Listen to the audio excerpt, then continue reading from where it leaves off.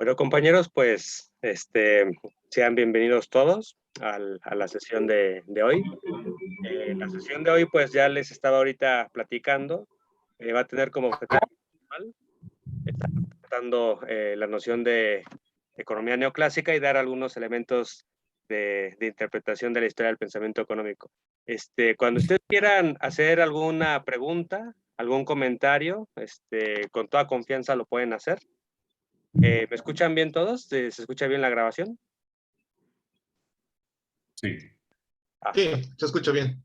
Perfecto, perfecto. Entonces, siéntanse libres de poderme interrumpir cuando ustedes quieran, porque luego a veces uno tiene preguntas y luego después se olvidan, entonces, en cualquier momento que ustedes quieran interrumpir, con toda confianza. Y bueno, ya les comenté el objetivo de la sesión. Un poco haciendo la recapitulación, esta es la tercera sesión. La sesión 1, estuvimos hablando en general sobre qué es hacer filosofía de la economía. Nos centramos en definir, digamos, un poco el tema de cómo estamos entendiendo la tarea filosófica en lo general, donde por filosofía vamos a entender una disciplina que se encarga de abordar problemas filosóficos de algún objeto de estudio, ¿no? Dijimos que hacer filosofía puede ser prácticamente de cualquier cosa. Se puede hacer filosofía de la economía en un sentido de que se identifican problemas filosóficos como problemas relacionados a la episteme, es decir, problemas relacionados sobre el conocimiento, cómo construimos conocimiento sobre la economía, cómo justificamos este conocimiento y qué métodos podemos usar para producir este conocimiento. También dijimos que hacer filosofía de la economía podría involucrar hacer una reflexión sobre los presupuestos ontológicos y metafísicos, ¿no? Que están detrás de cada modelo, de cada teoría, de cada manera de estudiar, digamos, hechos económicos, ¿no? Por ejemplo, hablar de la inflación y dar una definición de lo que es la inflación presupone a veces también ciertos presupuestos ontológicos, porque, por ejemplo, los economistas muchas veces debaten entre ellos sobre si la inflación es un fenómeno monetario o si es un fenómeno relacionado con la distribución. Ahí ya tenemos dos perspectivas ontológicas diferentes, ¿no? Y se mezcla ahí, digamos, con métodos y con posibles recomendaciones de política pública. Entonces, digamos, el tema que hemos estado tratando de señalar y esperemos que en todo el curso quede, digamos, afianzada, es la idea de que prácticamente toda actividad de investigación económica y también toda práctica económica involucra diferentes supuestos. Supuestos filosóficos de tipo epistemológico, ontológico, ético, incluso hasta hablábamos de presupuestos estéticos. Por ejemplo, cuando hablamos de la pobreza, muchas veces se dice, ¿no? La pobreza es algo feo, es algo grotesco, ¿no? Cuando hablamos de la desigualdad nos parece justamente eso, algo grotesco. Cuando hablamos también incluso a veces de algunos modelos macroeconómicos, puede parecer que para algunos son modelos bellos, ¿no? Entonces también hay presupuestos estéticos que se manifiestan en diferentes posicionamientos que tenemos ante, digamos, ciencia económica, en tanto ciencia que tiene métodos y un conjunto de teorías, etcétera, pero también podemos decir que pasa lo mismo respecto a la realidad económica, ¿no? Aquí estoy viendo que entraron dos personas, los voy a... Perfecto.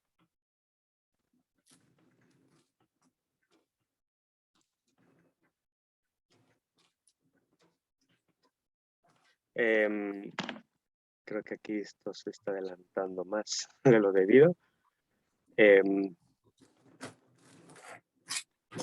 Bueno, les comentaba sobre la cuestión económica, la cuestión de lo que es hacer filosofía de la economía.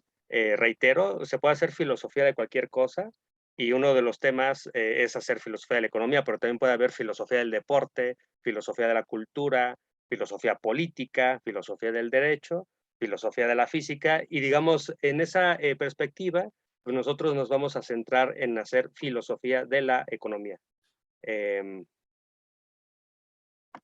La sesión 2, la sesión pasada, ya nos centramos en la cuestión más relacionada a lo que es hacer filosofía de la ciencia, ¿no? Y nos centramos más en el tema de dejar claro que hacer filosofía de la ciencia, pues es un asunto que no siempre se ha hecho de la misma manera, ¿no? Hacer filosofía de la ciencia en la época del empirismo lógico era hacer análisis de tipo sintáctico, que así le llaman algunos historiadores y también filósofos de la ciencia. La sintáctica, el análisis lógico de las teorías. Y este análisis sintáctico era sobre todo centrado en la reconstrucción axiomática de las teorías. Eran sobre todo enfoques que lo que querían hacer era analizar las teorías científicas desde el punto de vista de la lógica para entender su significado, para entender qué es lo que se estaba diciendo y darle, digamos, una reconstrucción que hiciera compatible teorías como la mecánica cuántica o la teoría general de la relatividad con el empirismo, ¿no? Entonces, en ese aspecto, había una idea de reconstruir estas teorías científicas y darle peso a lo que sería el principal criterio de significado que tenían los empiristas lógicos, que le llamaban el criterio de la verificación. Aquellos enunciados que no se pudieran verificar en términos empíricos, para los empiristas lógicos serían enunciados que carecen de significado y por lo tanto pues sería ocioso, sería absurdo estar analizando pues ese tipo de problemas, ¿no? Para estos autores un ejemplo muy fuerte es la noción de causalidad. La causalidad para los empiristas lógicos es un término que no es empírico, porque más bien lo que nosotros vemos de manera empírica son asociaciones entre hechos, ¿no? Y digamos, en esta época, pues se le va a poner más énfasis a cuestiones más de probabilidad, y eso es una discusión que vamos a ver en siguientes sesiones, se sigue filtrando en la discusión. El tema de los modelos econométricos, las series de datos, qué tanto nos revelan causalidades o qué tanto nos revelan simples correlaciones estadísticas, porque no es lo mismo hablar de ambos temas, ¿no? Pero aquí, digamos, lo que quisimos enfatizar en la segunda sesión fue que hubo una manera de hacer filosofía de la ciencia, que sobre todo pues iniciaron los empiristas lógicos, que continuó en su momento Karl Hempel.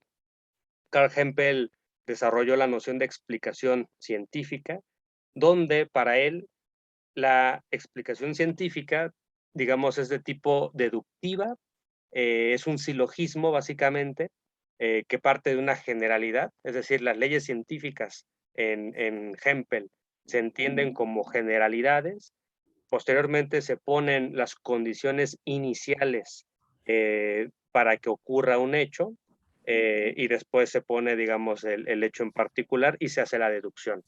Y cuando se logra hacer la deducción del hecho particular a partir de la ley general y de las condiciones, y de las condiciones iniciales, ahí tenemos una explicación científica, ¿no? Digamos, eso sería la visión de Karl Hempel.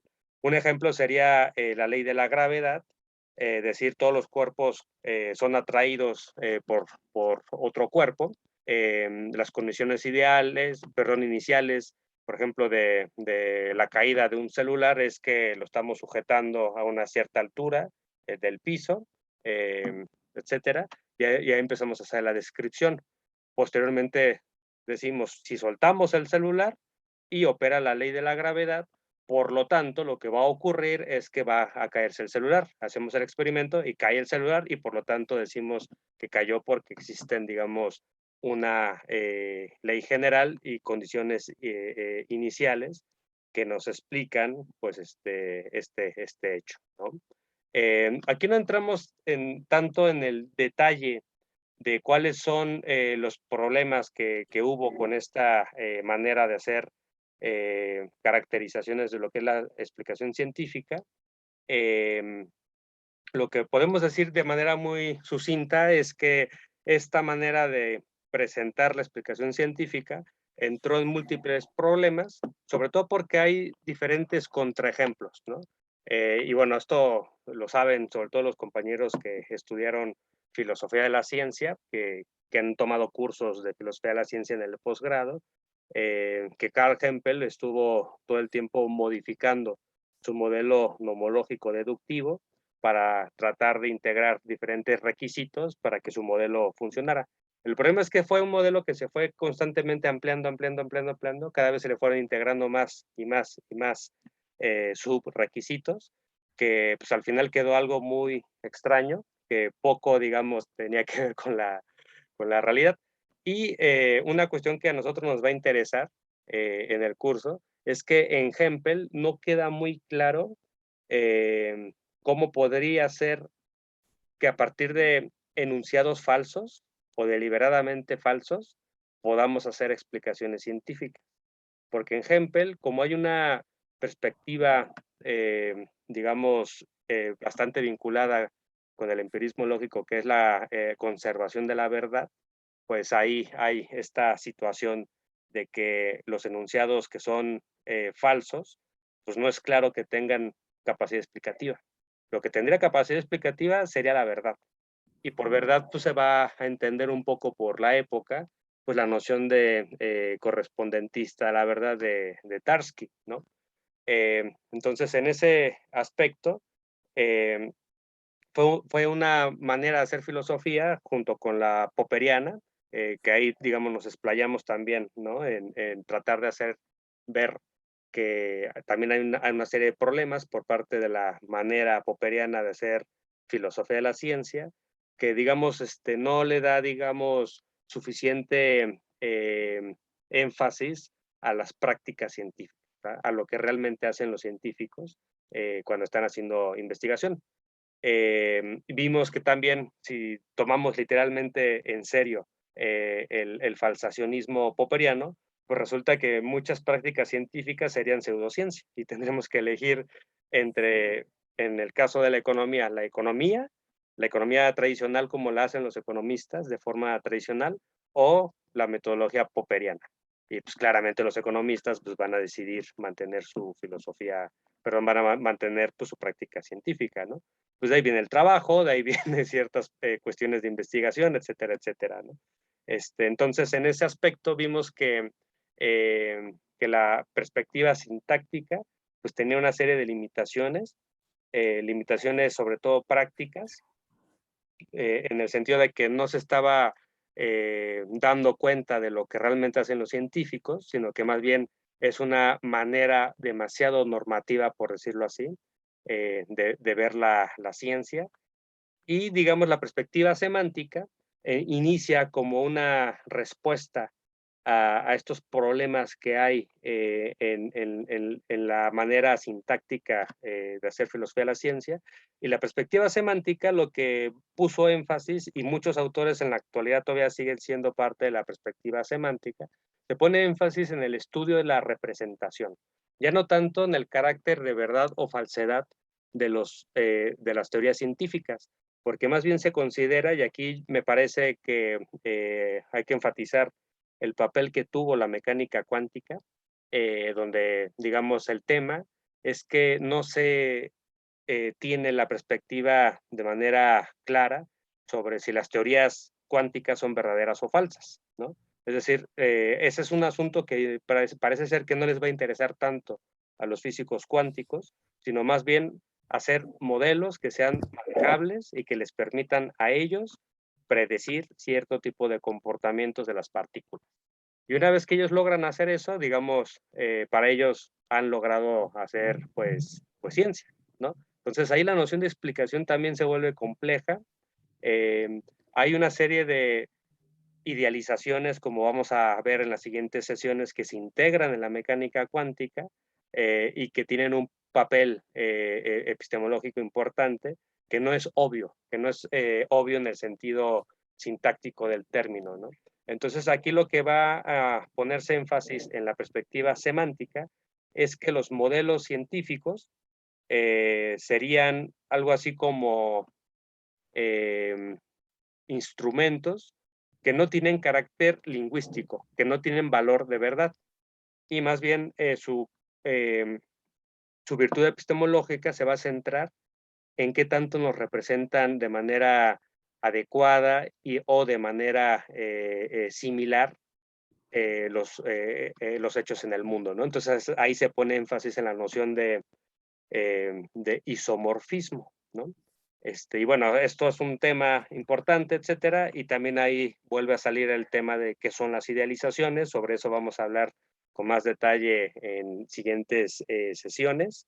Aquí lo que interesa decir es que se da todavía un giro más práctico, ya digamos en las últimas décadas en la filosofía de la ciencia, y ya más bien se centra sobre todo en cómo los científicos investigan.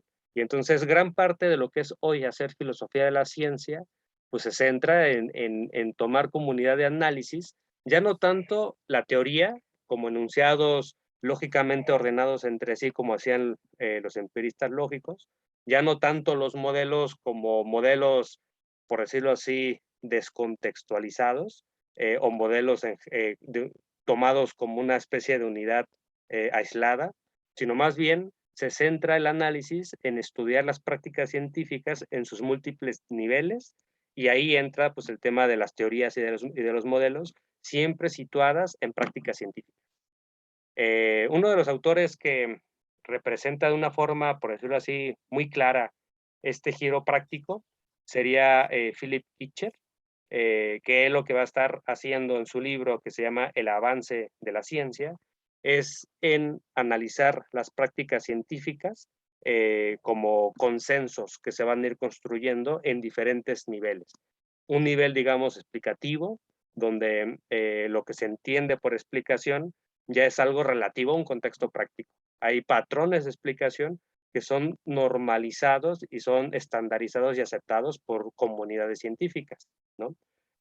También lo que él va a decir es que se va a poner énfasis en la parte que se consideran los métodos legítimos para poder hacer investigación. Y aquí, digamos, va a ser interesante ver, ¿no?, cómo en el caso de la economía, y lo vamos a ver en esta sesión, el método de la matematización, pues es una cuestión que no siempre generó consenso, ¿no? Y al mismo tiempo, también otros métodos, como los métodos de análisis cualitativo o métodos de análisis más históricos, tampoco generan consenso entre todos los economistas, ¿no? Y ahora, pues podríamos decir que hay otros métodos, como sería el método experimental, que no siempre genera consenso, ¿no? Entonces ahí hay diferentes niveles que luego podemos ir comentando de forma más práctica, ¿no? Y bueno, estos son, digamos, los elementos de las sesiones pasadas. Sobre esto no sé si tengan alguna duda, no sé si tengan alguna pregunta que les gustaría ahorita que abordáramos.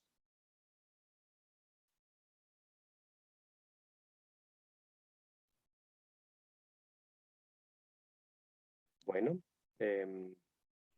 parece que no, ¿verdad?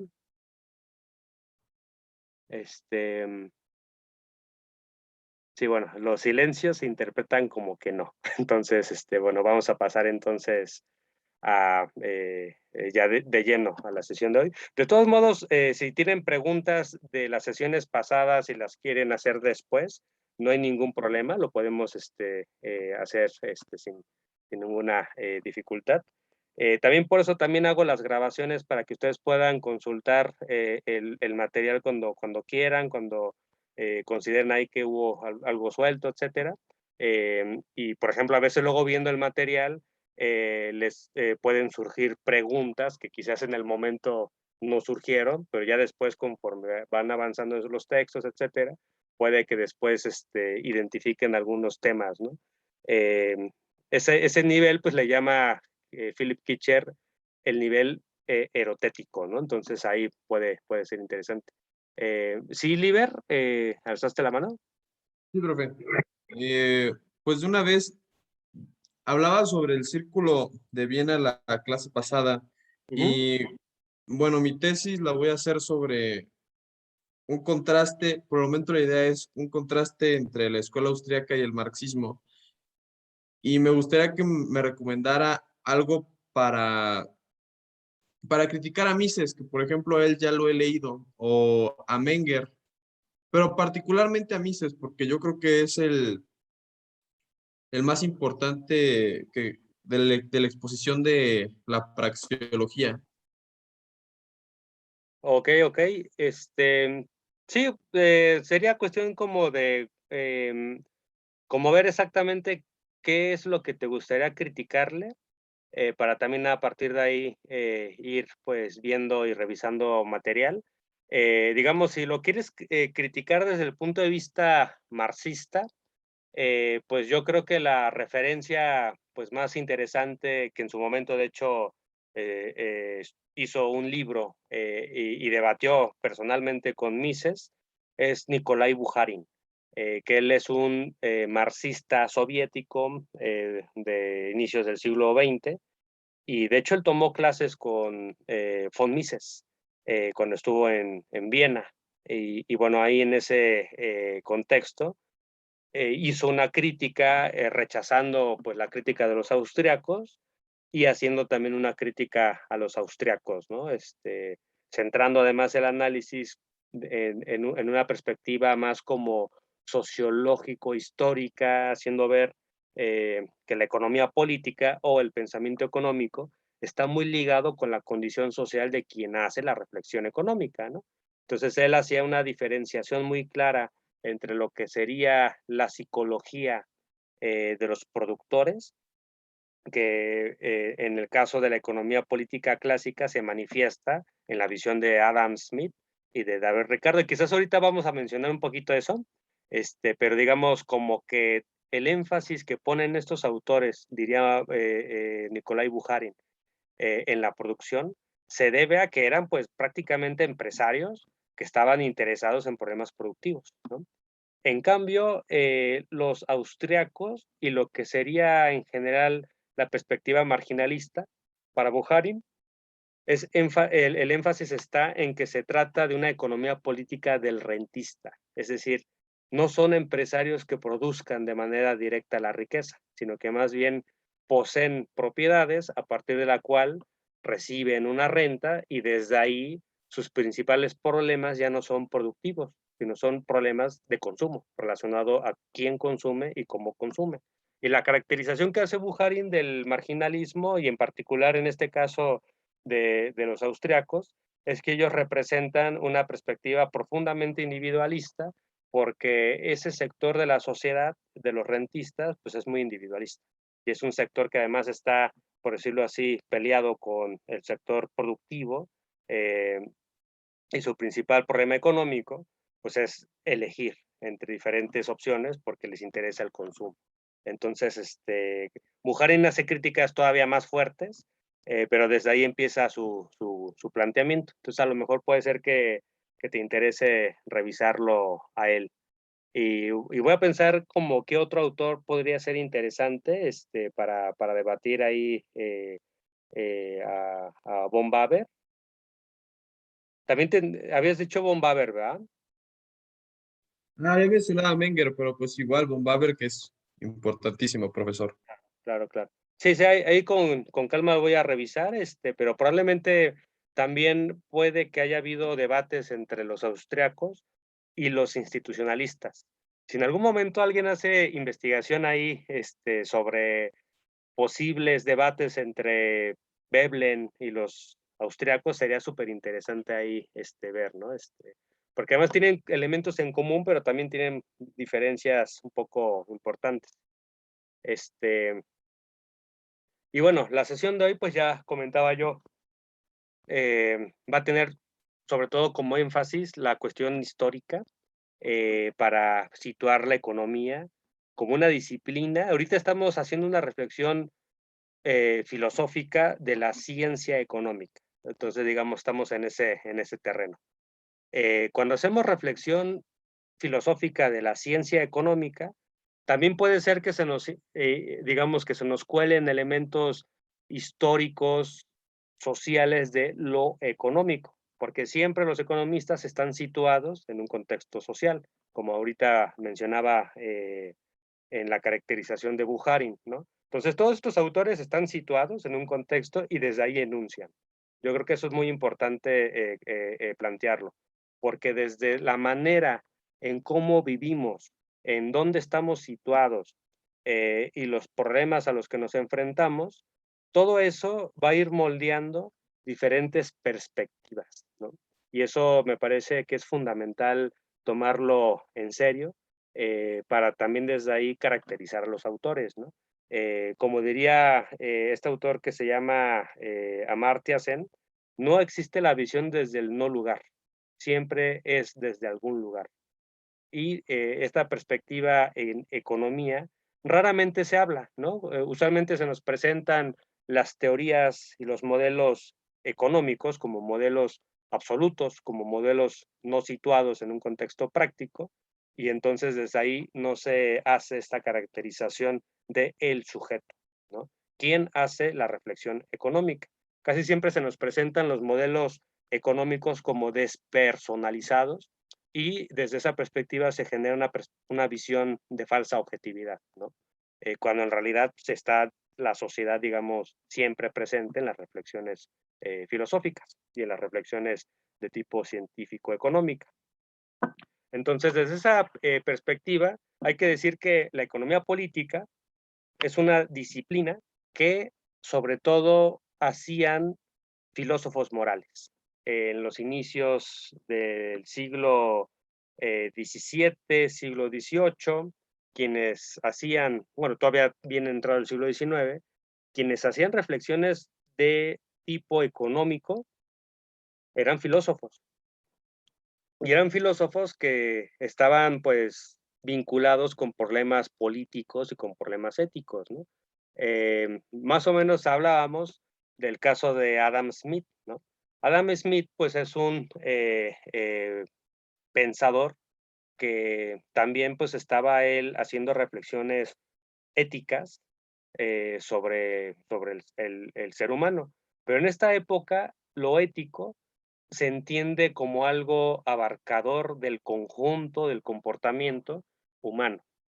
Hacer ética en esta época y en la época de Aristóteles, en la época de la antigüedad, era hacer ni nada más ni nada menos que la reflexión sobre lo humano. Eso es, digamos, a grosso modo como se entendía la ética. Y la ética en estos años no está desligada de la psicología, no está desligada de lo que llamaríamos hoy antropología, no está desligada de lo político ni de lo histórico. Es una disciplina que se encarga de estudiar en su totalidad, en su integralidad, al ser humano. Y esto es clarísimo en el trabajo de Adam Smith. Si ustedes revisan la teoría de los sentimientos morales, lo que van a ver es una reflexión sobre la naturaleza humana, como les gustaba llamar a los filósofos de esos años, ¿no? Algo así como de la esencia del ser humano y que esta esencia pues, nos explica su comportamiento, ¿no? Un poco para los que no son filósofos, cuando hablamos de esencia, en filosofía se suele mantener una distinción aristotélica entre lo que sería lo esencial y lo que sería, por decirlo así, lo contingente, lo que sería algo mutable, lo que sería no esencial serían las características secundarias de un fenómeno. Lo esencial es aquello que hace que algo sea lo que es, ¿no? Y en cambio lo contingente, lo que serían las propiedades secundarias, serían los factores que nos dicen pues información de algo en particular, pero que no representan pues la esencia del fenómeno, ¿no? Entonces, en este sentido, cuando se preguntan en estos años por la esencia humana, por la naturaleza del ser humano, están preguntándose cosas que son presentes en toda la especie como digamos, como humanidad, y tratando de hacer abstracción de los elementos, es decir, hacer omisión de los elementos contingentes o superfluos, ¿no? Pero para llegar a esta perspectiva, en el caso de Adam Smith, lo que se partía pues era de una reflexión profundamente histórica. Es decir, si uno ve ya, digamos, la riqueza de las naciones, uno ve un libro de historia. Uno ve un libro donde Adam Smith, siguiendo quizás en este aspecto una perspectiva aristotélica, se basa primero en la observación de diferentes casos, y estos diferentes casos los va a estar analizando para posteriormente ir generando un proceso de omisión de aspectos que serían secundarios para ver los elementos comunes, encontrar patrones que se repiten y desde ahí generar principios teóricos. Y entonces eso es una forma de llegar a lo universal, a lo que estaría presente en todos lados, ¿no? Entonces, para Adam Smith, hacer economía es mirar cómo las diferentes sociedades se organizan para producir y distribuir la riqueza. La economía política en este aspecto pues se convierte en la ciencia que busca develar, por decirlo de alguna manera, en términos fenomenológicos, que busca develar, busca desnudar las principales leyes que rigen la producción, la distribución, el intercambio y el consumo, siempre partiendo de la observación. La observación entendida también como una observación histórica, una observación sobre las diferentes sociedades que han habido en la historia de la humanidad. Entonces, por eso Adam Smith, pues, se parte de esta perspectiva histórica acerca de cómo se produce, cómo se produce. Y él, pues, en este libro de la riqueza de las naciones, la naturaleza y causa de las naciones, pues tiene que ver con la división del trabajo, la división social del trabajo, cómo la sociedad se organiza en su conjunto en diferentes roles sociales, donde cada uno siguiendo, digamos, su propio beneficio y siguiendo un poco esta idea de interés propio, va a producir un conjunto de riqueza social, la cual posteriormente se va a distribuir en diferentes clases sociales, ¿no?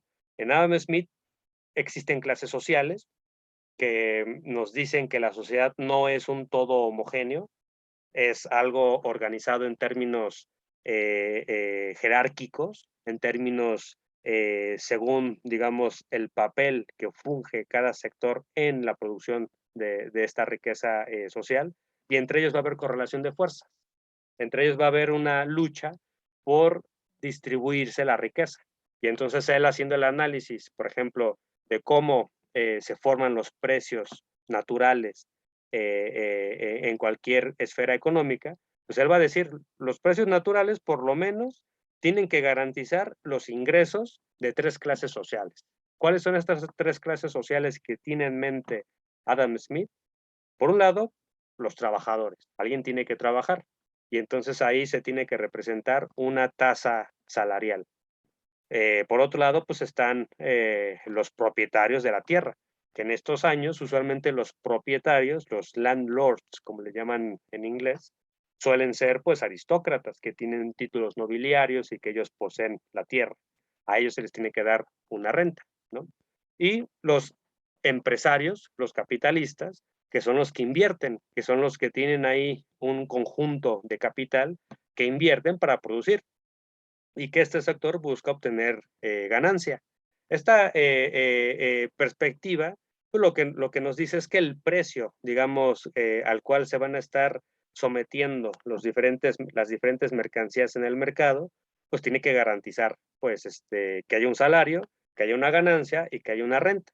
Ahora, la proporción en el cual se va a distribuir eso en cada precio va a ser sujeto a correlación de fuerzas y va a ser una cuestión política. Por eso para Adam Smith existe la política, existen las clases sociales, cada una siguiendo su propio interés, su interés material de clase, así les nombra Adam Smith, y en esa perspectiva la riqueza social se va a difundir en función de la fuerza que tenga cada uno de ellos, ¿no? Pero digamos, ya Adam Smith está hablando de lo que es el capitalismo, ¿no? De lo que es el inicio del capitalismo a finales del siglo XVIII. Ahí le toca vivir los inicios de la primera revolución industrial y él pues trata de hacer esta perspectiva, ¿no? de cómo se produce y las diferentes situaciones que se generan a partir de esta cuestión. Pero Adam Smith no solo estudia a la sociedad inglesa, también él se interesa por estudiar pues diferentes sociedades para tratar de generar un marco teórico amplio que le permita, pues digamos, explicar y entender lo económico a nivel más allá de lo particular, sino ya llegar a un nivel de abstracción más alto. Y entonces lo que vamos a encontrar a lo largo de las miles y miles de páginas que es el libro de la riqueza de las naciones, pues va a ser análisis de la sociedad china, la sociedad india, la sociedad también, el naciente, digamos, desarrollo industrial de los Estados Unidos y la Inglaterra, ¿no? Digamos, haciendo esos análisis, ¿no? Y él va a estar haciendo caracterizaciones de los diferentes estados económicos. Aquí, digamos, si uno ha leído a Aristóteles, va a encontrar también resonancia en el trabajo de Adam Smith, porque Aristóteles en la antigüedad también hacía diferentes análisis de los diferentes estados políticos que habían en su época, ¿no? Y digamos, en estos años, estudiar economía política era algo así como la ciencia de los estadistas. Era la ciencia que se encargaba de decirle en gran medida a los gobernantes cómo gobernar. Les decía, pues, básicamente que la riqueza era poder, siguiendo a Thomas Hobbes. Y en esa medida, estudiar la producción se convierte en un asunto de seguridad nacional y de garantía, digamos, de poder de los diferentes estados, porque los estados ricos son los estados poderosos y son los que pueden dominar a los demás. Y los estados pobres, pues van a ser los estados que van a ser subyugados por otros estados más fuertes. ¿Y en qué medida van a ser estados más fuertes? En la medida en que tengan mayor desarrollo de la división social del trabajo, ¿no? Entonces, eso es, digamos, muy a grosso modo, algunos de los planteamientos de Adam Smith. Son perspectivas que en estos años no requieren procesos de matematización, son perspectivas que sobre todo están ancladas a una perspectiva histórica, porque en Adam Smith la visión económica es una perspectiva histórica, pero siempre tratando de hacer la abstracción de los aspectos que no serían esenciales ni naturales y tratando de llegar, por decirlo así, a enunciados generales aplicables al conjunto de la sociedad, ¿no? Entonces, aquí es importante situar esta perspectiva y, por ejemplo, un primer intento de hacer análisis filosófico, en este caso aplicado a Adam Smith, es que tanto sus planteamientos están presuponiendo una especie de naturalización de los hechos económicos, ¿no? Y bueno, eso es un tema que constantemente se va a estar debatiendo. Los que no son filósofos y empiezan a integrarse a temas filosóficos, van a ver que constantemente en la discusión filosófica se debate acerca del tema del esencialismo y que tanto uno está siendo esencialista en sus maneras de caracterizar cosas, ¿no?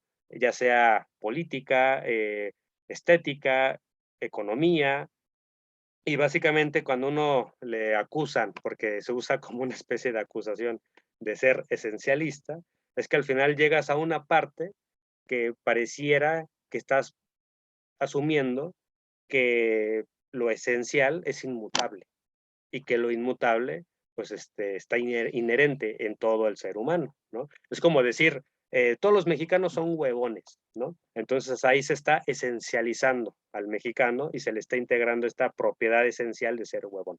Evidentemente uno puede decir, no, no todo mexicano es así. Algunos sí, algunos no. Pero digamos ahí, esencializar es básicamente atribuir propiedades universales o generales a ciertos tipos de clases, de fenómenos que estamos analizando. Entonces, en Adam Smith pues está esta cuestión. Pero digamos, interesa también aquí decir que antes de Adam Smith, la economía política había tenido ya una historia, ¿no? Y dentro de esta historia, pues destaca tanto las corrientes que se les va a llamar mercantilistas como los fisiócratas. Las corrientes mercantilistas, para los que no han estudiado economía, se refiere, digamos, como un término genérico que intenta dar cuenta de las corrientes previas a los fisiócratas, que en gran medida estuvieron presentes más o menos entre el año de 1500 hasta 1800, más o menos, ¿no? Ese es el rango. Y se está hablando sobre todo de sectores que van a poner énfasis en el comercio, que van a hacer análisis del comercio de metales preciosos y de diferentes, digamos, mercancías para entender la formación de la riqueza, entender la formación de precios, etcétera, etcétera. Uno de los principales exponentes del mercantilismo se llama Richard Cantillon, y este autor escribió pues un libro acerca del comercio. El comercio en estos años se entiende también como un asunto político. Los países que comercian y que controlan las líneas del comercio son los países más poderosos, ¿no? Entonces, pues es natural que en estos años pues haya habido tanto análisis del comercio, porque lo que interesaba pues era entender, ¿no? Por ejemplo, cómo llevar las riquezas que existían en otros territorios a la Europa continental y también inglesa, ¿no? Para generar riqueza y acumular. Entonces ahí tenemos pues estos análisis acerca del comercio, pero también tenemos algunos teóricos que ya empiezan a analizar que la riqueza no es nada más el cúmulo de objetos o el cúmulo de metales preciosos, ¿no? Que un poco pareciera que eso era lo que se tenía en mente en estos años, ¿no? Donde la idea de comercio pues era los juegos de suma cero, donde se cree que pues la riqueza de uno es la pobreza de otros, etcétera. Eh, y el mercantilismo, pues al final terminaba defendiendo ciertas posiciones proteccionistas, ¿no? Pero empieza a haber trabajos como el de William Petty, que van a estar haciendo énfasis en el asunto de la producción, que la riqueza se produce y que la riqueza pues tiene prácticamente dos factores iniciales a partir de los cuales va a parirse la riqueza, ¿no? Y él usa pues las metáforas del padre y la madre para hablar de la tierra como la madre y el trabajo como el padre, y el trabajo pues va a estar constantemente poniendo a la tierra pues una cantidad de trabajo para poder transformar a la tierra y convertirla en riqueza, convertirla en alimento, convertirla en minas que se convierten a su vez en oro, etcétera, etcétera. Entonces, en estos años empieza a haber una transformación, sobre todo a finales del siglo XVII, inicios del siglo XVIII, un planteamiento más centrado pues, en el origen de la riqueza, en la producción, ya no tanto el comercio, ¿no? Bueno, aquí digamos decir que los estudiosos de la historia del pensamiento económico de tipo marxista, pues dirían que el mercantilismo pues, es la reflexión teórica acerca de la circulación. ¿Por qué razón? Porque justamente el capitalismo inició en la esfera de la circulación. Desde ahí inició la cuestión del capital, esta transformación ético-moral de ver la producción o mejor dicho, de ver a la ganancia y ver el usufructo de lo que sería las tasas de interés y la usura como algo éticamente normal, una transformación ético-moral que se da en la sociedad que antes pues había satanizado, ¿no? El lucro y la usura. En estos años se empieza a volver algo natural, algo normal, algo que incluso se justifica en términos éticos.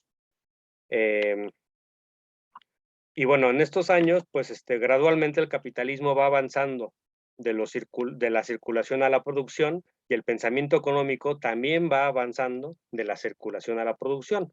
Y el pensamiento de los fisiócratas se centra sobre todo en la producción de riqueza a partir de la tierra, que es la fuente del producto neto, como le llaman ellos a la riqueza. Y el producto neto lo van a estar produciendo, perdón, lo van a estar produciendo pues campesinos que van a estar pues trabajando directamente con la tierra, ¿no? No tanto comerciantes que van a estar llevando y trayendo mercancías, sino más bien proviene de la producción de la tierra, ¿no? Y ellos van a empezar a poner énfasis en la división del trabajo, etcétera, etcétera. Y bueno, el principal exponente de la visión fisiócrata es Quesnay, que fue un médico que, igual que este autor que les mencioné, que William Petty, usaban ciertas metáforas organicistas para entender, digamos, la economía política nacional, como diciendo, pues que la economía política nacional es un gran cuerpo que tiene, digamos, diferentes funciones y que cada parte de ese cuerpo pues puede producir riqueza, etcétera, y que necesita de otras partes del cuerpo para poder funcionar. Entonces, lo que va a hacer énfasis también este autor Quesnay en estos años es en estudiar los principales problemas sociales de tipo organicista, diciendo que así como los cuerpos, los médicos buscan curar las enfermedades del cuerpo humano, los economistas pues van a buscar curar las enfermedades de la sociedad.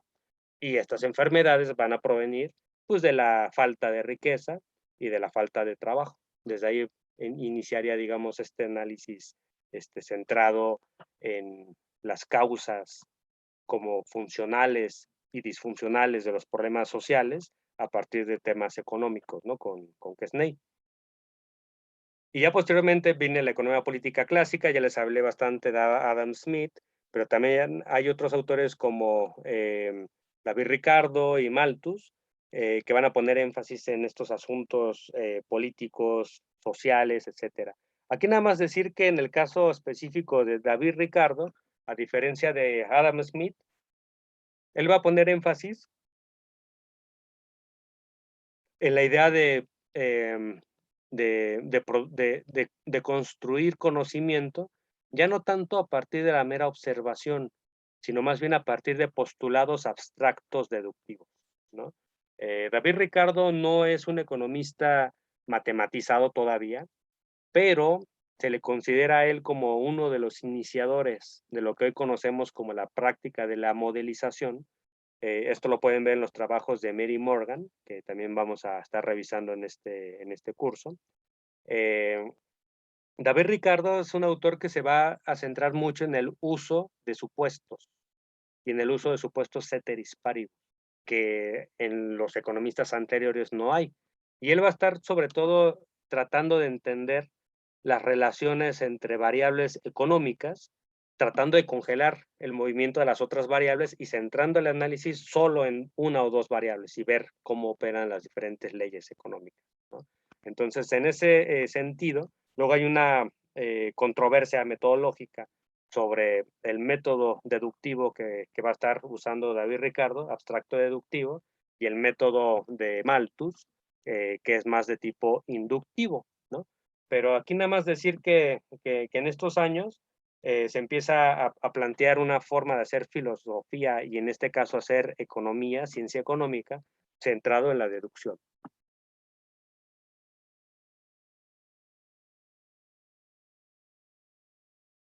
Y bueno, la economía política clásica, al igual que los fisiócratas, va a tener una visión diferente de lo que es el mercado y el comercio, donde ya no va a ser nada más tratar de analizar el Estado como una unidad aislada que ve a otros estados como amenaza, sino más bien tratar de ver las ventajas que genera el comercio, etcétera, y bueno, de ahí vienen los términos como el laissez-faire, liberalismo económico, y va a haber una apología del mercado y en particular del comercio.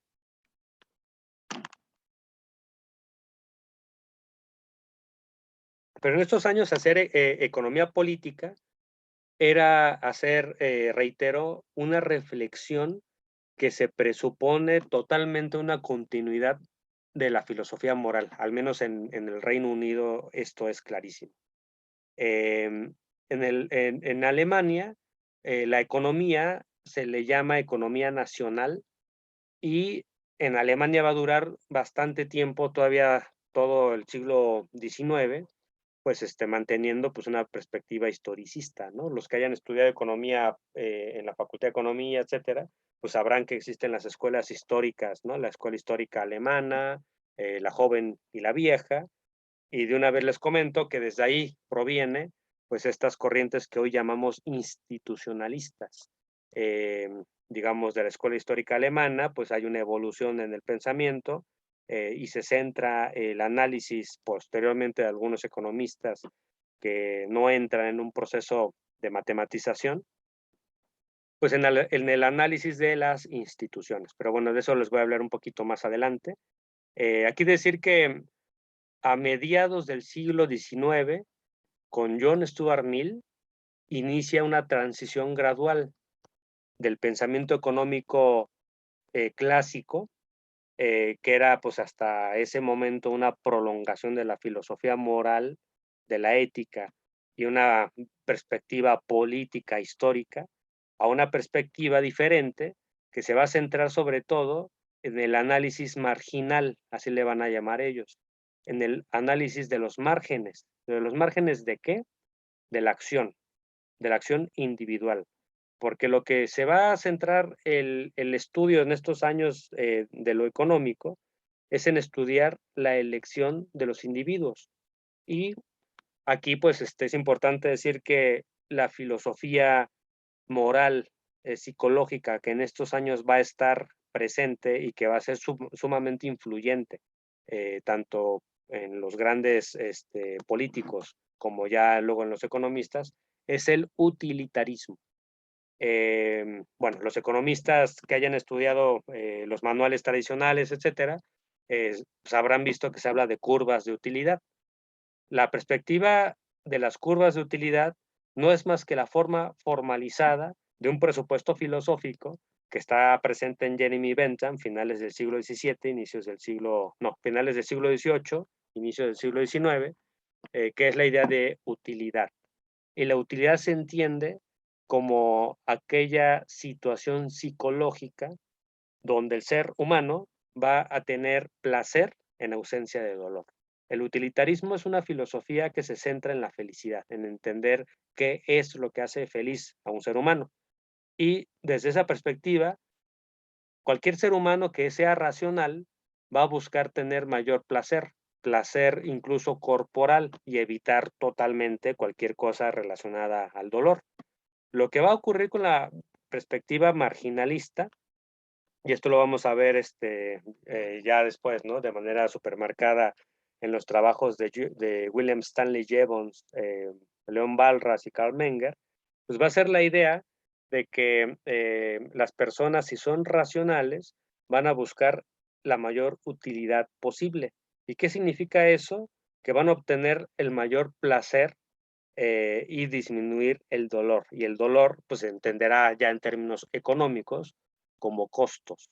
Los costos nos duelen, ¿no? Y entonces la idea de evitar el costo va a ser algo que va a estar súper centrado en esta visión.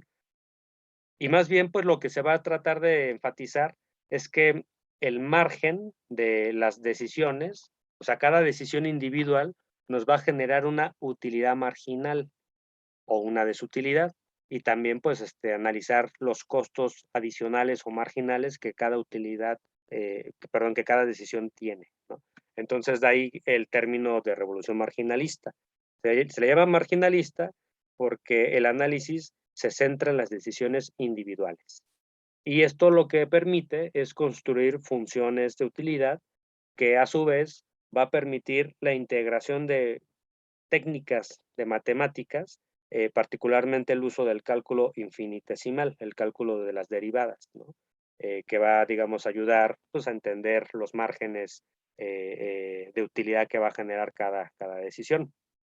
Esto va a ir presuponiendo a su vez una ruptura con una teoría del valor que se va formando desde William Petty hasta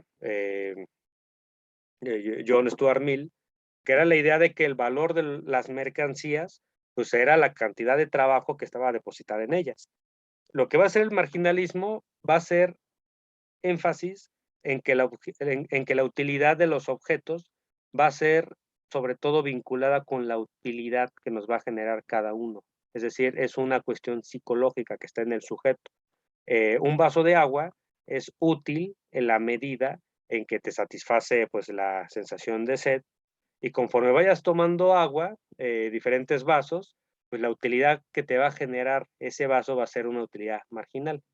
Estás sediento, el primer vaso te va a hacer infinitamente feliz. El siguiente vaso, pues ya te va a hacer feliz un poquito menos, y el siguiente vaso menos, y así hasta llegar a un punto de saciedad. Y por esa razón, las funciones de utilidad tienen esta función, esta forma como que gradualmente se van aplanando, ¿no? Entonces, en esa perspectiva, la utilidad va a permitir, pues, entender esta perspectiva marginal, etcétera, centrar el análisis en decisiones individuales, y gradualmente va a ir convirtiendo la economía en una ciencia que se va a creer una ciencia pura, en el sentido matemático del término. Aquí, por ejemplo, el trabajo de León Balras es muy sintomático de lo que se vivía en esta época, porque si ustedes revisan ese libro, elementos fundamentales de economía política pura, el énfasis va a ser en tratar de entender la economía o lo económico en términos puros, en términos matemáticos, tratando de hacer énfasis en la cuestión de la formalización, para que la formalización matemática nos dé un conocimiento certero y libre, digamos, de todas las influencias perturbadoras que distorsionan los hechos económicos. Se va a creer, y aquí, digamos, es importante hacer alusión a la física, que el lenguaje de la naturaleza y de la sociedad está escrito en matemáticas. Entonces, por esa razón se va a poner énfasis en la formalización, porque se cree que de esa manera se va a llegar a lo esencial, lo económico, lo más esencial se cree en estos años que está escrito en términos matemáticos, y que solo así vamos a poder entender pues las dinámicas de los mercados. Por esa razón, Balras, en sus libros, va a estar poniendo énfasis en la cuestión del equilibrio general, y entonces él va a estar dando formas matemáticas a los diferentes mercados, y luego después va a construir todo un sistema de ecuaciones que posteriormente va a intentar resolver, lo cual es muy complejo, porque se tienen que hacer una serie de supuestos muy a veces difíciles de aceptar para la realidad, como aceptar que todos los agentes son representativos, es decir, tienen la misma función de utilidad, y que son homogéneos, y que existen mercancías que son homogéneas, no diferenciadas entre sí, etcétera. Solo así se puede llegar a una noción de equilibrio general balrasiano, ¿no? Pero bueno, aquí estoy adelantando algunos elementos de lo que serían las discusiones sobre idealizaciones, pero simplemente aquí el énfasis que quiero hacer es que para los tres autores iniciadores de la revolución marginalista, Jevons, Balras y Karl Menger, el énfasis va a ser en la toma de decisiones individuales. Eso es, digamos, el principal punto que aquí quiero enfatizar. Y luego decir que en el caso de Menger, que es el iniciador de la llamada escuela austriaca, él no va a iniciar o no va a ser parte de este proceso de matematización de la economía, porque él considera que la noción de curva de utilidad no es útil para poder entender la toma de decisiones de los individuos. Entonces él se va a centrar en otro tipo de perspectiva, que luego gradualmente va a ir diferenciando el análisis de los economistas austriacos del análisis de los economistas que hoy llamamos neoclásicos, ¿no? Eh, pero bueno, el primer economista al que se le llamó ya así, digamos, de manera abierta, neoclásico, fue Alfred Marshall. Este autor de finales del siglo XIX y de inicios del siglo XX fue el que formalizó y generó estos esquemas que hoy conocemos como los esquemas de oferta y demanda, con los cuales los economistas pues analizan, digamos, los mercados, ¿no?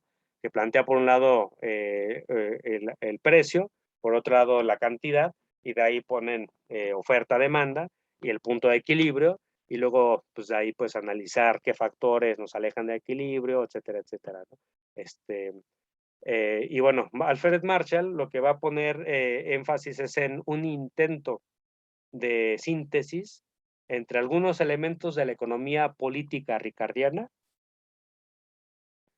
principalmente esta perspectiva de este autor que se llama John Stuart Mill, y la perspectiva marginalista.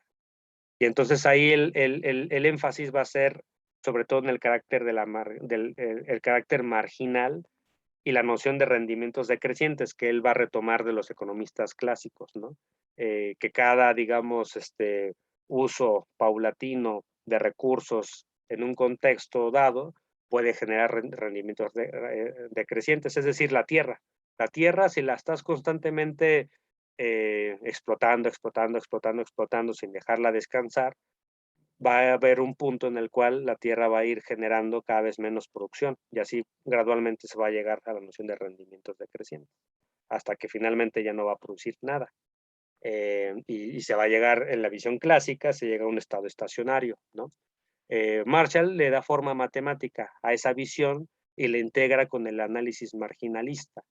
Y bueno, Marshall pues fue profundamente funcional al proceso de matematización, pero la noción que él tiene de equilibrio y esta, digamos, generalización de los métodos ricardianos del ceteris paribus, que él ya le da forma matemática, él lo analiza en términos de equilibrio parcial, porque él, digamos, a diferencia de Walras, no se va a comprometer con la idea de que todos los mercados pueden estar en equilibrio simultáneo, general, y que constantemente hay un proceso como de autorregulación de los mercados para llegar a un punto de equilibrio. Marshall era mucho más en ese aspecto centrado en el análisis empírico de las cosas, y él, pues, de hecho, fue de los principales iniciadores de lo que en economía se conoce como economía industrial. Él va a poner énfasis en el análisis de equilibrio parcial. Y entonces ahí se va a generar una distinción entre los economistas marshallianos, los economistas walrasianos, pero todos ellos, digamos, ya empiezan a compartir elementos comunes, ¿no? Un poco más adelante voy a hablar de esos elementos comunes. Pero aquí lo que quiero hacer énfasis es que Marshall, Walras, Jevons y Carl Menger, pues digamos, rompen con una perspectiva clásica, y en particular Jevons, Walras y Marshall, pues ya digamos están dentro de un misma tradición de pensamiento que se le conoce como economía neoclásica.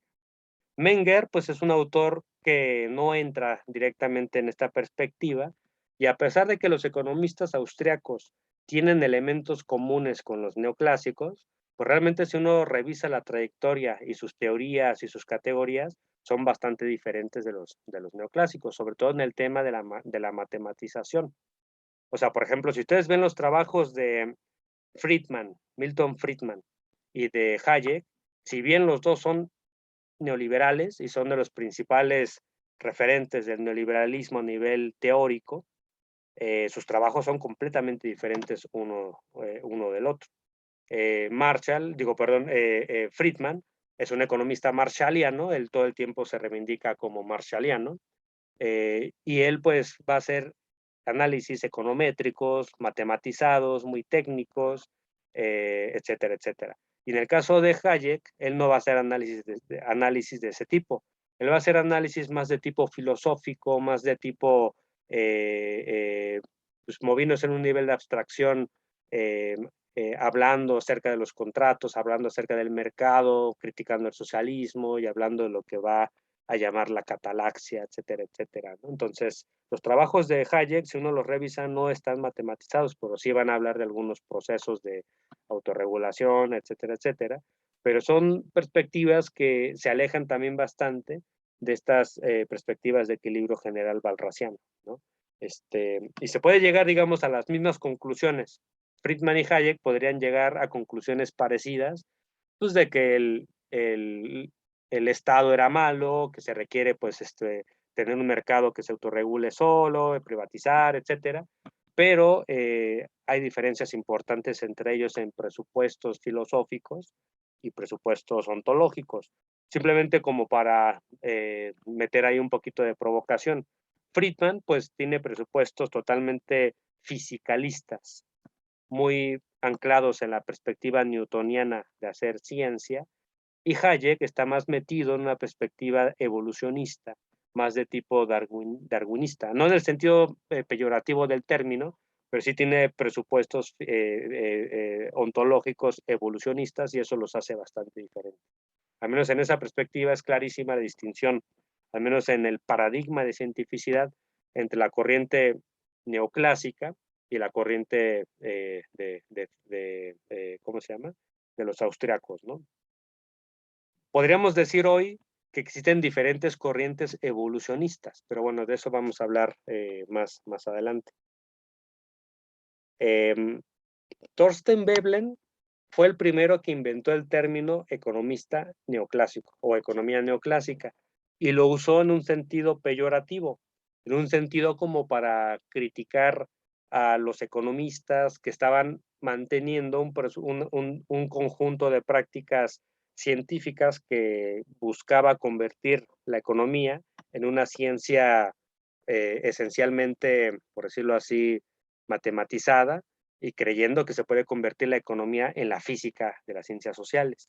Entonces él lo va a usar sobre todo pensando en el trabajo de Marshall y el uso principal del término que él hace en esos años es para distinguirse de esos erróneos economistas que creen que se puede hacer importación ingenua, ¿no? de las matemáticas a procesos históricos complejos, abiertos, que pues, realmente se pueden entender solo enfatizando en el análisis de las instituciones, ¿no? Entonces, digamos, Veblen pues, es el primero que va a hacer esta distinción de neoclásico para hablar de ellos y otros, ¿no? Y bueno, el término neoclásico en la actualidad es un término que no genera consenso. Si uno le pregunta a un economista que sería, por decirlo así, heredero de este tipo de perspectivas matematizadas basadas en el equilibrio general, donde se parte de cierto tipo de individualismo metodológico, etcétera. Si le dices, tú eres neoclásico, usualmente se enoja, ¿no? Porque lo toman como un insulto, ¿no? Y Veblen, pues, fue de los primeros que lo planteó en esos términos. Pero también el término neoclásico a veces se usa simplemente para hacer ver a una corriente que se le puede llamar la corriente principal o la corriente dominante, la llamada mainstream economics. Un poco aquí tratando de hacer hincapié en estas partes históricas. El término economía clásica lo inventó Marx y fue para enfatizar en los economistas, particularmente que van desde William Stanley Jevons, no, perdón, desde William Petty, pasando por Adam Smith y finalmente culminando con Ricardo. Para Marx, esos son los economistas clásicos. Los economistas neoclásicos, para Veblen, son principalmente los marshallianos, los que ponen énfasis en esta cuestión de la matematización de la economía, y posteriormente ya Arrow, John Kenneth Arrow, inventa el término de mainstream economics, ¿no? Economía dominante, economía ortodoxa. Él es el que inventa ese término de mainstream economics, pues para hablar de una trayectoria de pensamiento económico que ya se convierte en la economía, ¿no? Bueno, sobre esto hay muchos trabajos históricos que muestran cómo la economía tradicional se fue volviendo cada vez más matematizada, de tal manera que la economía matemática es simplemente economía, ¿no? En diferentes corrientes de pensamiento económico.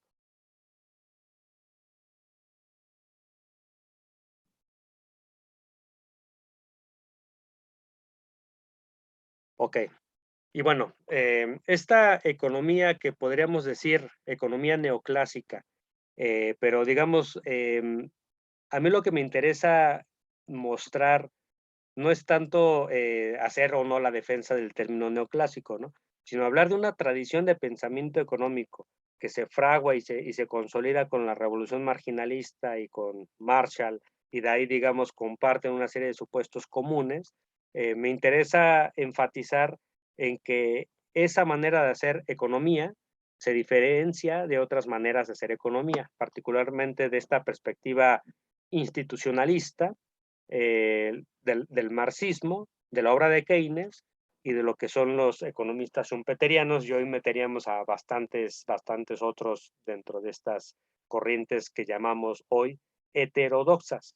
Usualmente desde las perspectivas heterodoxas, la ortodoxia se entiende como esta perspectiva neoclásica, y sobre esa escuela neoclásica se van a buscar diferenciar en diferentes aspectos. Por ejemplo, los institucionalistas pues atribuyen una ausencia del tratamiento de las instituciones en el pensamiento neoclásico, porque se cree que los economistas neoclásicos no tienen una perspectiva historizada de los hechos económicos, sino que más bien en los modelos matematizados se representan los hechos económicos algo así como una especie de eterno presente, donde no ocurre la historia. Entonces, los institucionalistas pues, van a hacer énfasis en integrar elementos históricos y en esa medida, pues, enfatizar en el análisis de las instituciones que van a estar constantemente transformándose, modificándose, etcétera, etcétera. Los economistas marxistas van a hacer énfasis en que los neoclásicos, pues en cierto sentido, han naturalizado tanto la noción del capitalismo que ni siquiera aparece como un objeto de estudio en la visión de los neoclásicos.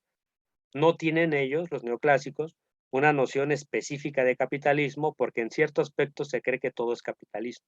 Y más bien, pues el análisis neoclásico se centra en el mercado.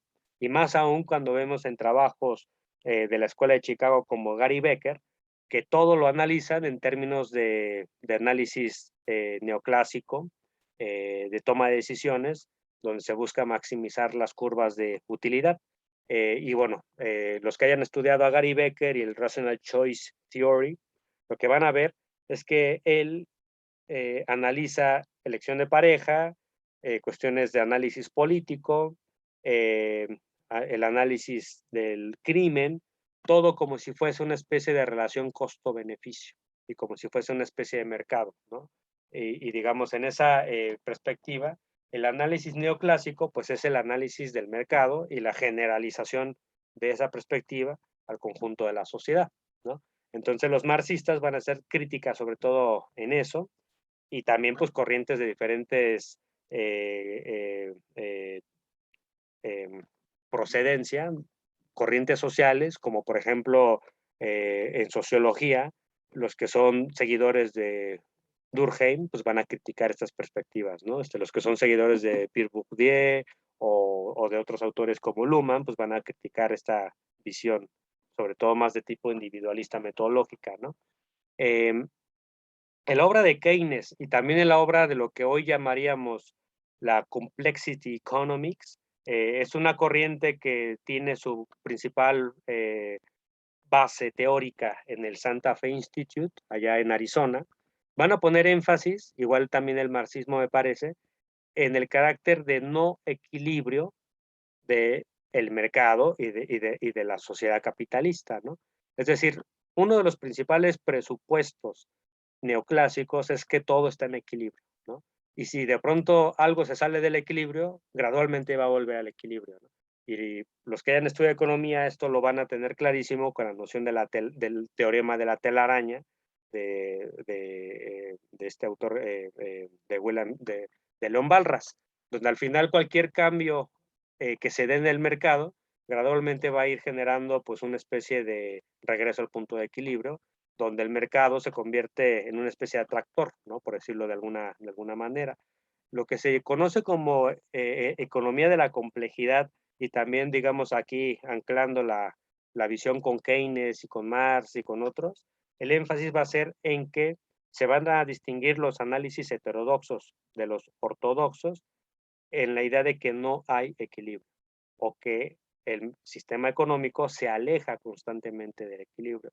Y aquí entran críticas como la perspectiva de este autor que se llama Philip Mirowski y Georgios Reagan, etcétera, que lo que van a decir es que esa visión de equilibrio que tienen los economistas neoclásicos parte de una perspectiva de Newton y de una perspectiva muy particular que había en el siglo XIX de entender la termodinámica y la formación de equilibrios térmicos entre transferencias de cuerpos, etcétera, que llegan gradualmente a un punto de equilibrio y un punto de reposo. Lo que van a poner énfasis estas críticas es que la física siguió avanzando durante todo el siglo XX, de tal manera que hoy pues sería impensable desde la teoría termodinámica hablar de puntos de equilibrio en ese sentido, sino que más bien lo que hay es entropía. Y si hay entropía, lo que ocurre es que no hay equilibrio, sino más bien hay un constante alejamiento del equilibrio, más aún si hablamos de sistemas abiertos. Y entonces, si no se genera energía en los sistemas entrópicos, etcétera, se genera pues una descomposición de los sistemas físicos, ¿no? Etcétera.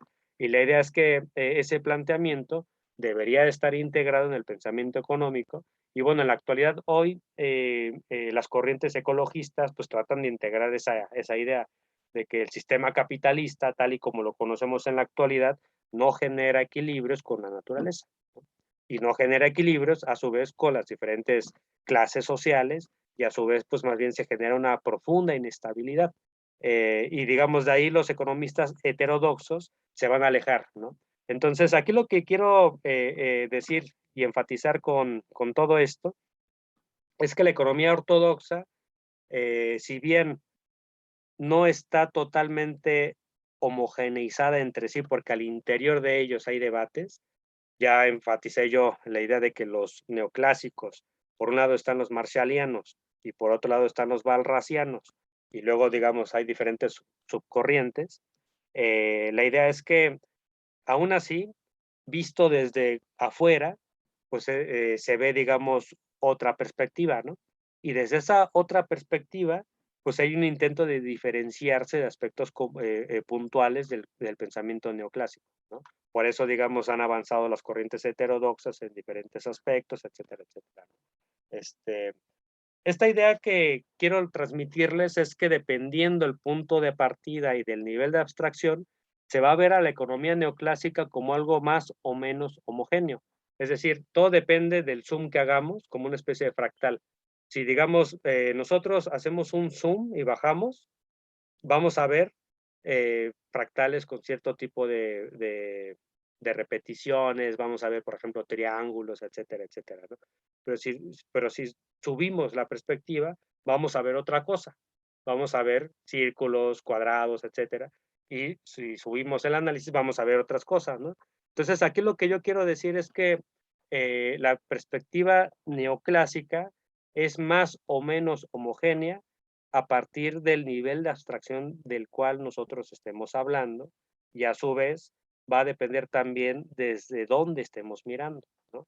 Entonces, los que son, digamos, partidarios y son economistas que son, digamos, más ortodoxos, etcétera, ellos van a ver un conjunto diferenciado de prácticas, que sí hay elementos comunes, etcétera, pero ellos van a ver diferentes tradiciones y van a enfatizar en las diferencias, ¿no? Y obviamente para ellos los heterodoxos no existen, existen solo los que comparten digamos, estos métodos, ¿no? Y en cambio, los que son heterodoxos van a ver el pensamiento neoclásico como algo más homogeneizado, como algo que comparten más elementos comunes, etcétera. Y ahí vamos a ver otra cosa, ¿no?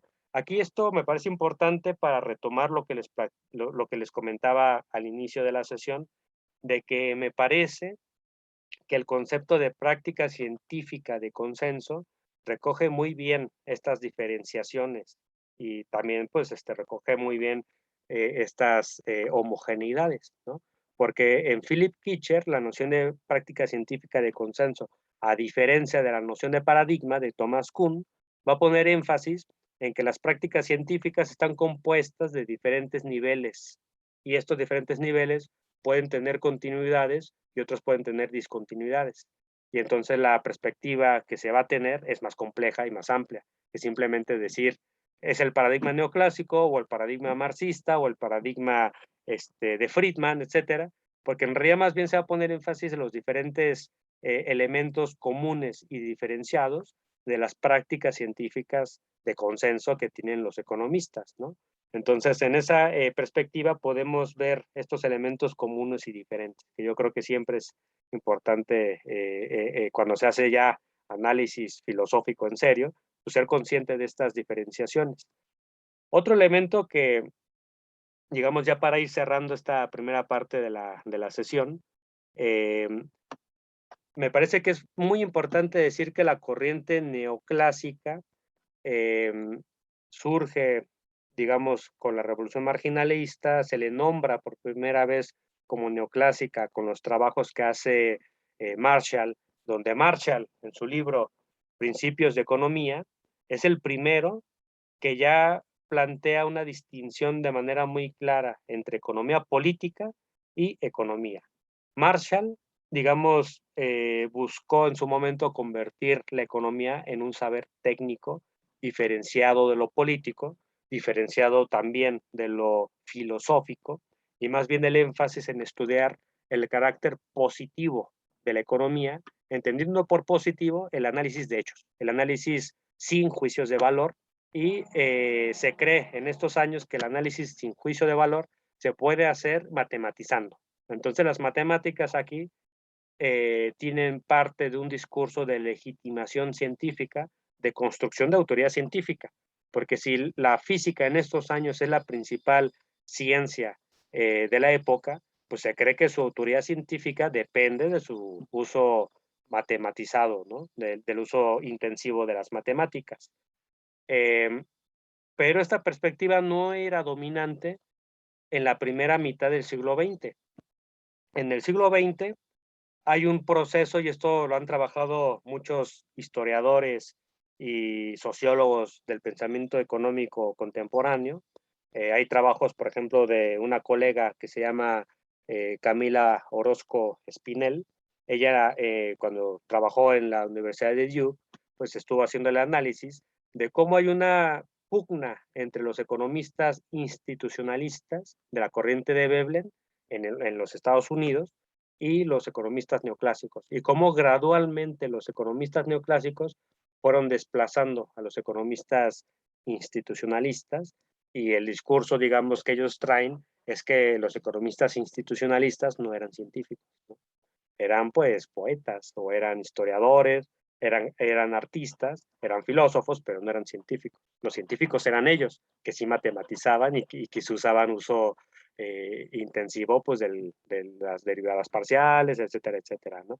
Entonces aquí la idea es que esta perspectiva de la matematización de la economía, y aquí digamos haciendo actualización de la perspectiva contemporánea de historia del pensamiento económico, hoy se habla de la post-war economics, es decir, de la economía de la posguerra. Y aquí el asunto es que después de la Segunda Guerra Mundial hubo un proceso de, sobre todo de énfasis en el uso de técnicas de optimización matemática, porque durante la Segunda Guerra Mundial se usó muchísimo este tipo de métodos para tomar decisiones pues en los frentes de batalla, relacionado con el asunto de los suministros, de técnicas y tácticas para invadir, etcétera, etcétera, y en esos años se forma la teoría de juegos. Hoy la economía contemporánea es impensable sin la noción de teoría de juegos, y eso lo vamos a hablar más adelante. Bueno, me refiero pues ya digamos las corrientes más serias de la ortodoxia, expectativas racionales, etcétera. Esas corrientes no podrían pensarse hoy sin la teoría de juegos. O, por ejemplo, los trabajos de Gary Becker de la universalización del modelo de utilidad esperada no podrían entenderse sin la formación de ese modelo que se dio en el trabajo de von Neumann y Oscar Morgenstern de 1945, me parece, o 1950, no recuerdo bien el dato, ahorita lo voy a cotejar. Pero el punto es que en estos años se da un proceso de matematización y se integran las técnicas de optimización matemática como investigación de operaciones, uso de algoritmos, etcétera, y todo eso impacta de manera enorme el pensamiento económico. Y desde los años de la posguerra, la perspectiva matematizada de la economía, que parte de esta perspectiva que ya les he ido planteando, se vuelve dominante hasta después de la Segunda Guerra Mundial. Y ese pensamiento como que va cada vez matematizándose más y matematizándose más, etcétera, etcétera, hasta alcanzar, pues digamos, un gran alto grado de desarrollo en los años 90. Ya en los años 90, desde mi punto de vista, la perspectiva neoclásica gana sus principales años de, por decirlo así, de cima, ¿no? Están en la cima epistemológica, etcétera, y están como viviendo sus principales años de gloria, ¿no? El pensamiento ortodoxo, entendiéndolo de esta manera. Entonces aquí lo que quiero enfatizar es que este carácter de la estandarización y la dominancia de los métodos de la matematización se da de manera gradual hasta que finalmente ya en los años de 1945 a posterior, pues es cuando adquieren sus trabajos más, o sea, cuando adquiere su carácter dominante. De aquí, pues una de las figuras más influyentes fue Paul Samuelson, que seguramente todos los economistas lo conocen. Los que no son economistas, pues deberían de investigarlo, de googlearlo, porque gran parte del pensamiento contemporáneo no se puede entender sin Paul Samuelson, ¿no? Que fue un teórico que realmente puso las bases de la estandarización del uso intensivo de las matemáticas.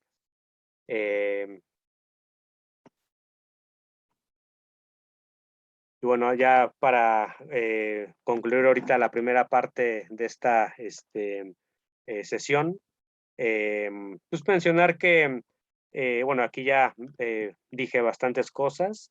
Mencionar que en la actualidad pues existe una behavioral revolution que algunos teóricos han tratado de entender en términos de paradigmas, si hay un cambio de paradigma o no, etcétera, y qué tanto esta llamada behavioral revolution cuestiona, digamos, al menos un aspecto de la noción neoclásica de la economía, que sería la noción de agente racional, y ahí hay un debate sobre ese término.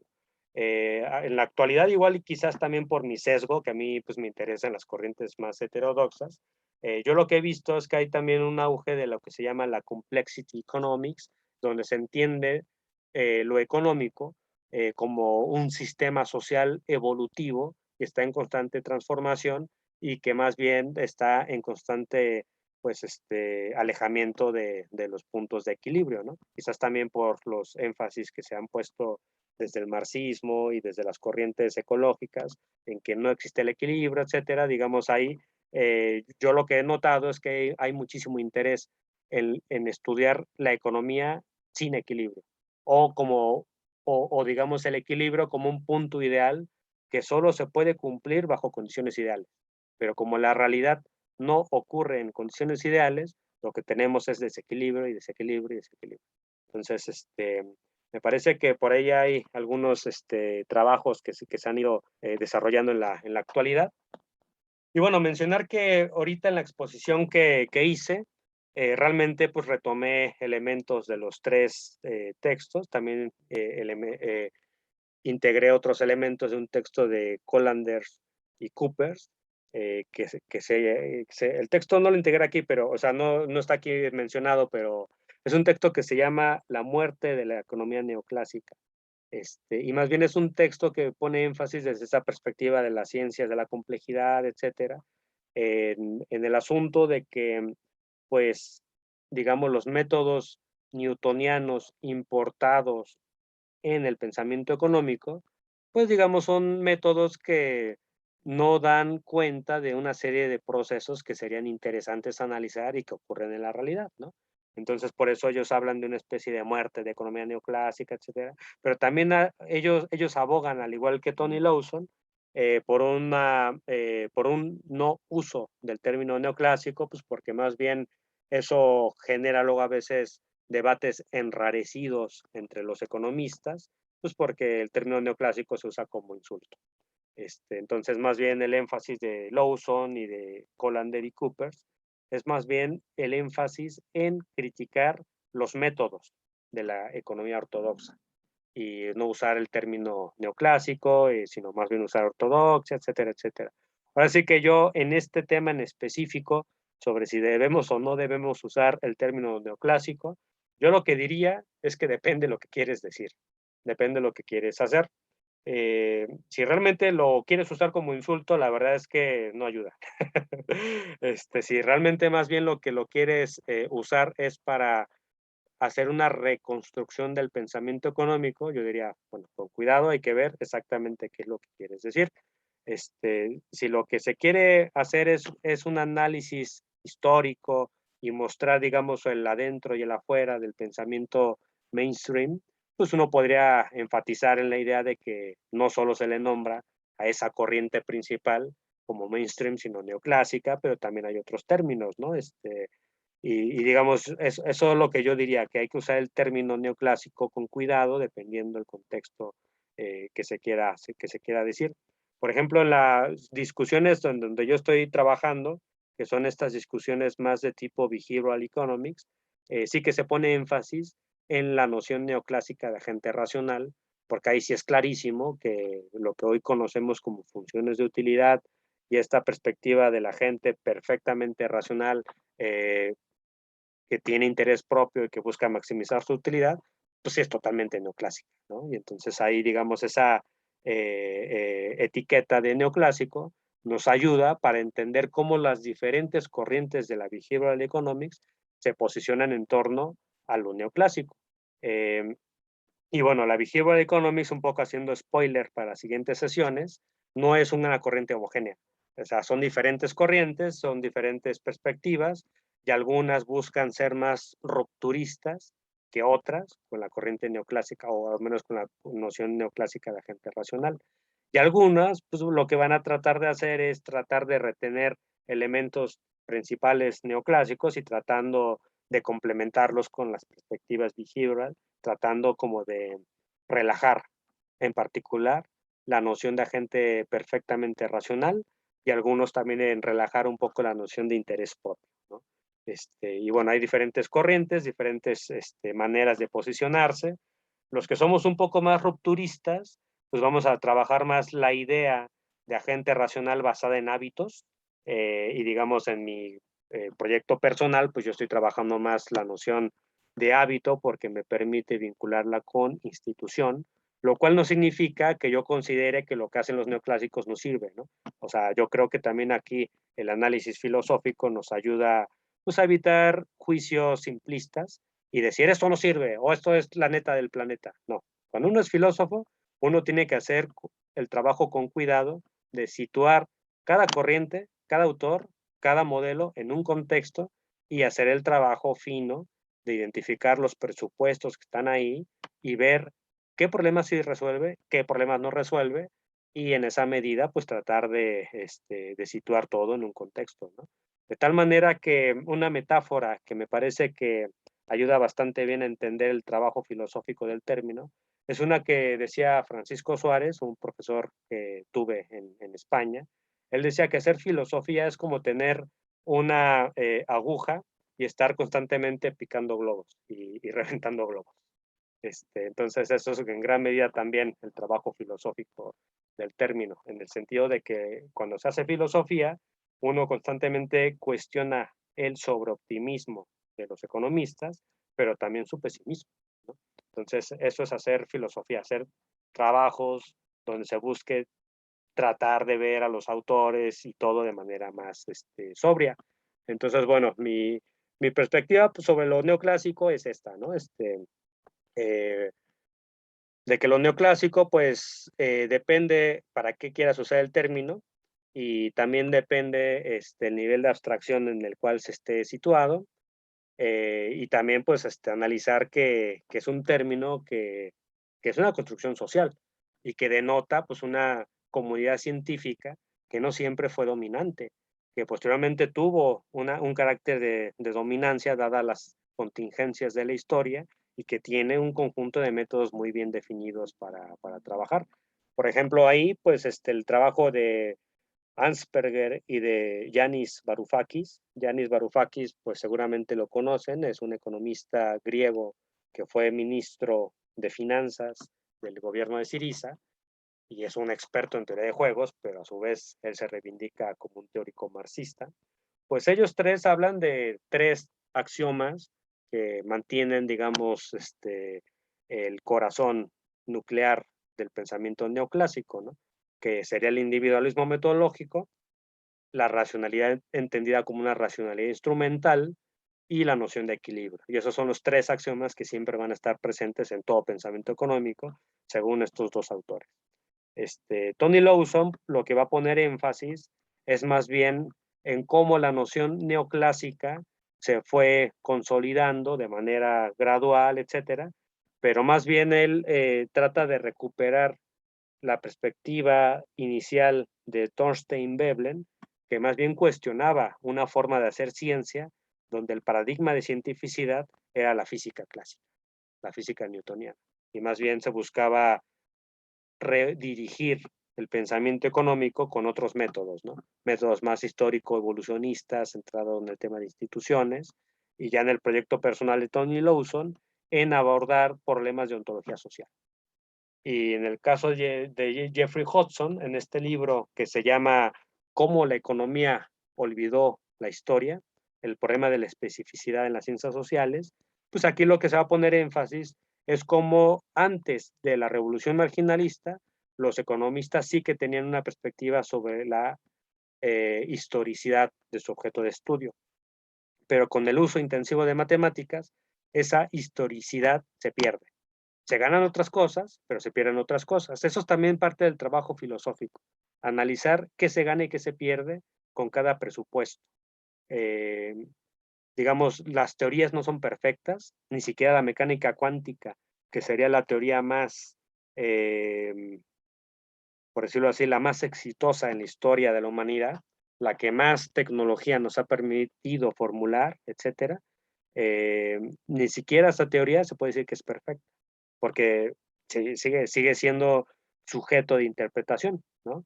De tal manera que incluso los propios teóricos de la física cuántica, pues no podrían ellos dar definiciones verbalizadas de cosas que ellos están modelizando, pero con el modelo pueden llegar a resultados. Entonces ahí hay un tema sobre interpretación, ¿no? Y temas epistémicos, etcétera, etcétera. Y entonces en este aspecto, la matematización de la economía, pues intentó lograr cosas y bueno, vamos a ver en futuras sesiones qué tanto estas promesas de la matematización logró y qué tanto no, sin caer tampoco en juicios simplistas, ¿no? Que es también el trabajo filosófico que vamos a estar pues, haciendo. Entonces, en este libro de Jeffrey Hudson, pues se habla de esta historia, de cómo la matematización gradualmente fue desplazando lo histórico y en este libro queda clarísimo que en el trabajo de Veblen y de otros economistas institucionalistas, pues el paradigma de cientificidad no es newtoniano, sino es más de tipo evolucionista, de entender el sistema social como, reitero, un sistema social en transformación, en evolución, eh, y rompiendo con cierto tipo de individualismo metodológico, etcétera, etcétera. Y bueno, básicamente esos son los principales elementos.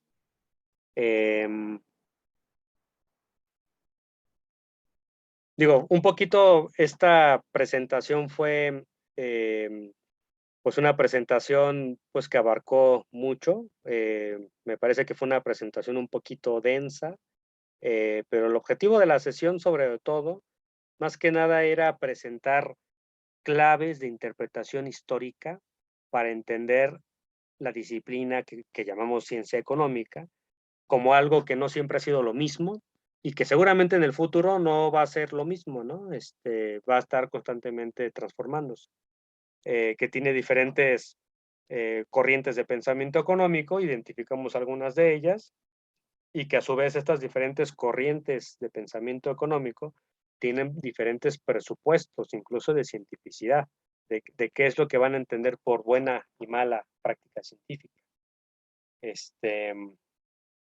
Y bueno, si quieren ahorita nos damos unos 10, 15 minutos de descanso y regresamos para retomar la sesión y bueno, le entramos a la discusión. Entonces, ahorita pues con calma, tómense su café, piensen así como las cosas que ahorita se expusieron y ya con calma ahorita En el resto de la sesión, pues vamos conversando sobre los diferentes aspectos. Y bueno, ahorita volvemos.